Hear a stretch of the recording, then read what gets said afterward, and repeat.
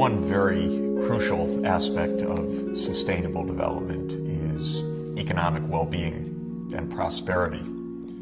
There have been great gains in material well-being, in average income per person, in other indicators of material life such as health and life expectancy over the course of recent decades. We'll see, of course, that these are not gains enjoyed by everybody within a country, certainly not in all parts of the world. But on average, there have been very notable gains in economic well-being, achieved through decades of economic growth. And this is a phenomenon that is of crucial importance for those countries that are still poor today. Perhaps their greatest goal is to achieve economic growth so that they can narrow the gap in material conditions that they face today with respect to the richer countries. Those countries living in extreme poverty today, where they can hardly meet their basic needs, are aiming to live like more of the world that increasingly has assurance of basic needs, and many parts of the world that live with remarkably high standards of living. Another aspect of this material change is that in a world of greater production, greater ability to grow food, greater productivity in manufacturing, in transport, in power, and in other key parts of the economy, the population has risen alongside that. From the middle of the last century in 1950, the world's population at the time was about 2.5 billion people. It's roughly tripled since then, absolutely extraordinary, to around 7.2 billion people today. And the numbers are continuing to rise, roughly an increase of 75 to 80 million people added to the world's population each year, meaning that it won't be long, probably around 2024 or 2025, when another billion people will be on the planet, when we'll reach the 8 billionth person. Let's look at what growth really means. And there has been no exemplar of economic growth more remarkable than China. Of course, it's the world's most populous country with 1.3 billion people, so anything major that happens in China is earth-shaking. But also, China has been among the fastest growing economies in world history. Since China undertook some basic market reforms after 1978, until just about the last couple of years, when growth has begun to slow a little bit, China was averaging roughly 10% per year economic growth. Absolutely astounding. And it's very handy, something that I'll refer to many times, to use what we call the rule of 70. Take the number 70, divide it by the growth rate, in this case 10. 70 divided by 10 is 7. It means that China has been doubling its national income every 7 years. The rule of 70 says 70 divided by the growth rate gives you the number of years to double the size of the economy. Well, what does that mean? Take a look at Shenzhen, China. Shenzhen is a city very close to Hong Kong in southern China. And in 1980 or so, when you see this picture, Shenzhen was a small village, mainly rural, not very many people, perhaps 30,000 people living in Shenzhen. Now, take a look at Shenzhen today, nearly 10 million people. Shenzhen has become a modern metropolis. It's a major manufacturing hub for the world. Not only did populations rise, did incomes per person soar, but also how people live has clearly fundamentally changed from rural agricultural livelihoods to modern urban manufacturing and services. and in a matter of 3 decades. Well, most of the world's not going to experience Shenzhen-like change, but that basic pattern of economic growth, a transition from poor smallholder farming to modern manufacturing, especially modern service economy, is part of the normal pathway of economic growth. And while very few places grow at the rate of 10% per year with a 7-year doubling time, it still is the case that many parts of the world, even many of the poorest parts of the world today, are experiencing significant economic growth, and with that a significant transition to urbanization and a significant transition from agriculture to manufacturing and especially to services. If you look at the next graph, you see something also absolutely astounding that we really need to keep in mind, and that's demography. In other words, change of world population. Now, this is a graph that shows you the long, long haul over the last couple million years, even before there was the modern human species. But let's just take the human part of this and what we call the Neolithic era. That's since the age of agriculture began around 10,000 years ago.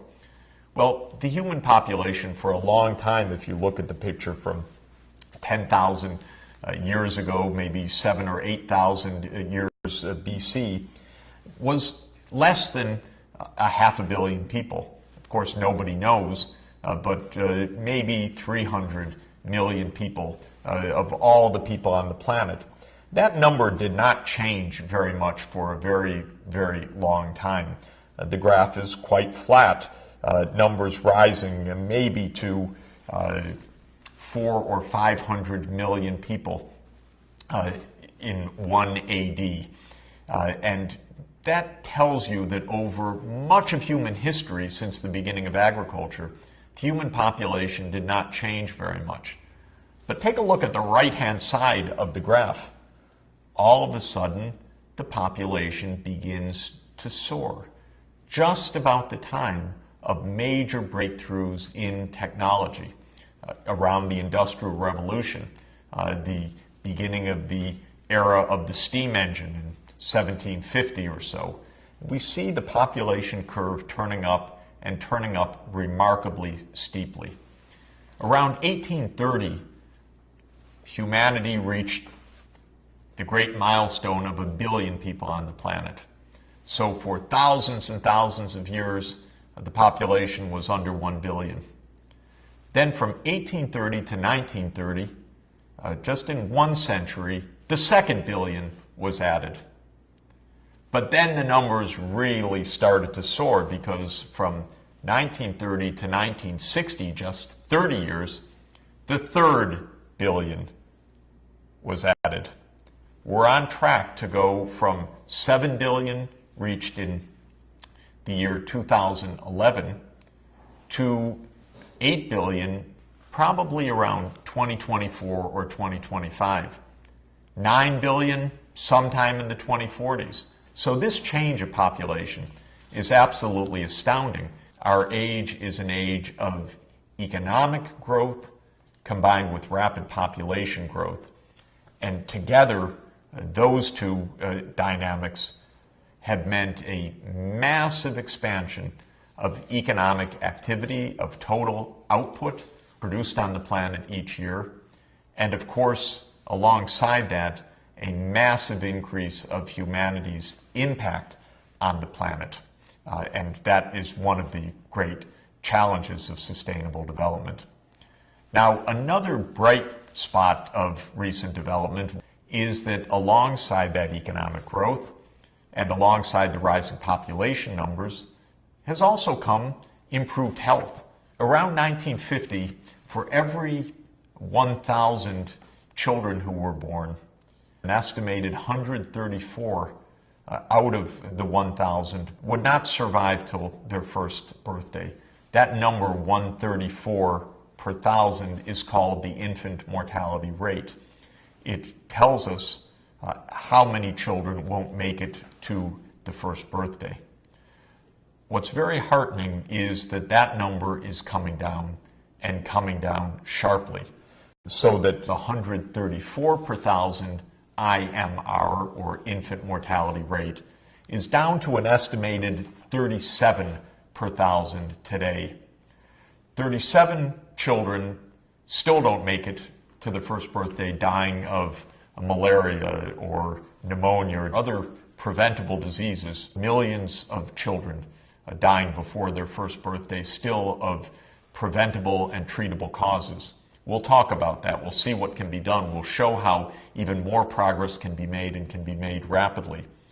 But taking the historic trends, the drop from 134 to 37 is a real accomplishment, and one that has improved the quality of life and certainly eliminated a lot of the tragedy and anguish that was part of humanity's existence until the improvements of public health and modern medical care.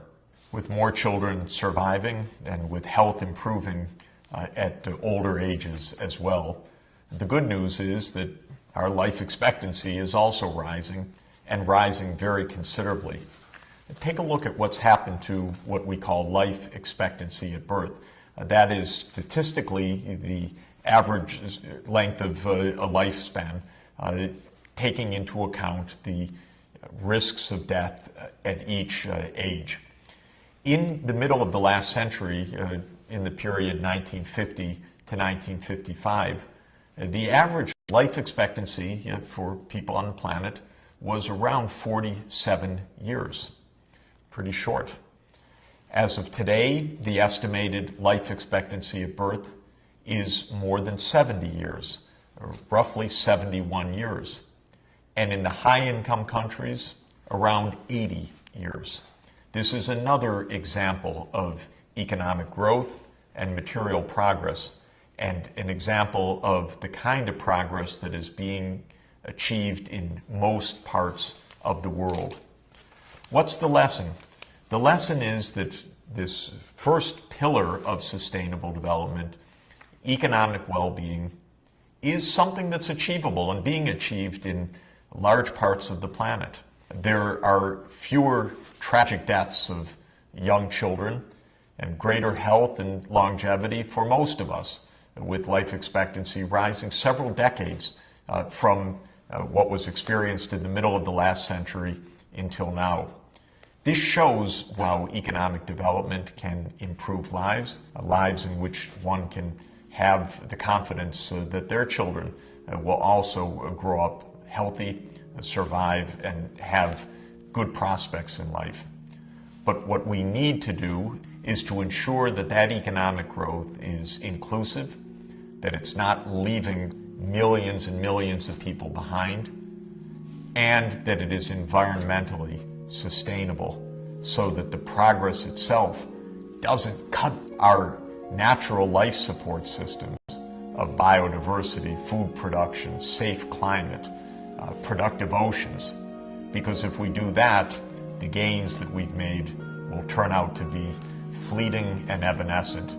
It could lead to real tragedy. So it's that holistic approach of ensuring that economic growth and material improvement is socially inclusive and environmentally sustainable that is the great challenge.